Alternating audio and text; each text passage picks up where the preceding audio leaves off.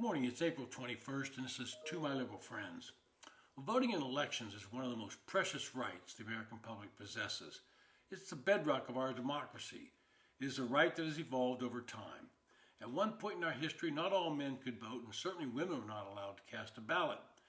But today, the concept of one man, one vote applies to every adult man and woman in this country. For most of our history, we went to the polls on election day and cast our ballots for the candidates of our choice.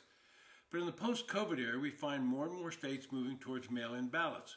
It's certainly more convenient, and in most cases, it's done without any fraud or other shenanigans. But like any system of voting, there will always be people who try and find a way to abuse the system. And while they're not common, there are cases where abuse has taken place, and mail-in ballots are the easiest ones to manipulate and commit some form of fraud. In the 2020 election, Donald Trump claimed there was sufficient fraud to cost him winning the elections. When the vote counts in critical swing states are close, it behooves the states to make sure there are sufficient guardrails to prevent any type of abuse. It does not take much to change the outcome when the vote totals are that close. I don't think that's what cost Donald Trump the election, but allowed him to claim it. Where I live in southern Utah, we vote by mail, and I admit that I find it easier. For all too long, Republicans have objected to mail-in votes while Democrats have supported them and urged their voters to participate with mail-in ballots. What I will say about a mail-in ballot is it's an assured vote. By waiting until election day, you run the risk of something happening that might prevent you from getting to the polls. The weather in November can be tricky in many parts of the country. You could have an emergency that took you out of town at the last minute. In my opinion, there are some things that can be done to tighten up the system, but every time Republicans suggest any form of voter ID on mail-in ballots, the Democrats scream and yell, saying it hurts the elderly, minorities, and the poor. One form of ID was to print the last 4 digits of your Social Security number on the ballot. You can completely disregard Democratic complaints against this method because everyone has a Social Security number. You need it to file your taxes, and therefore children now get one soon after they're born. They say it harms the elderly, but how could it when you need a Social Security number to get Medicare and to get Social Security benefits? They say it harms the poor, but you need it to get government assistance and Medicaid. You need a Social Security number to get food stamps.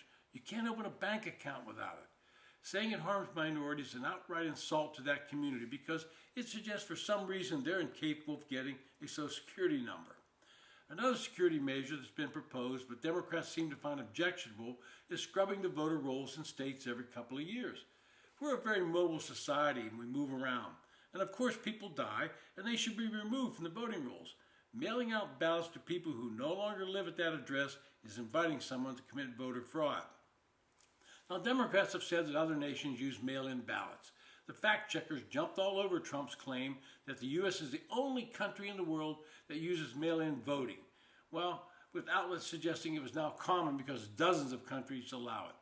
And most cited the International Institute for Democracy and Electoral Assistance, yet that organization's own data finds that 83% of the 204 countries it tracks do not allow postal voting.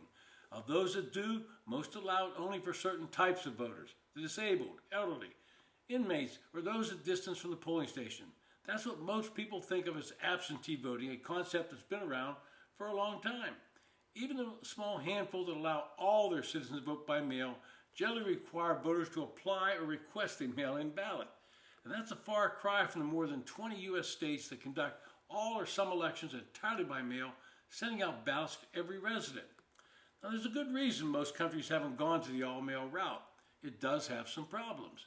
Any voting conducted outside of an official polling station, it carries a higher risk of fraud. France outright banned mail-in voting back in 1975 because of fraud.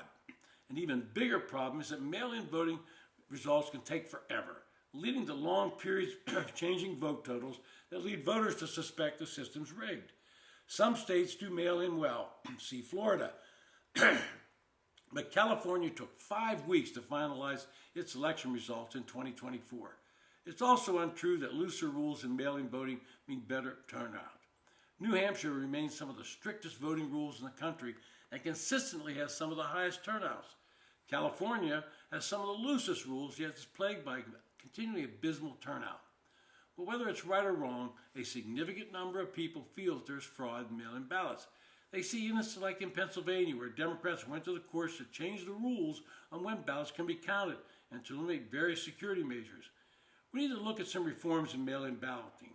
I don't think it's going away, but it has introduced a level of distrust in our elections. It's not a good thing, and we need to make people feel that our elections are being done competently, fairly, and securely. This has been To My Liberal Friends. Thanks for listening.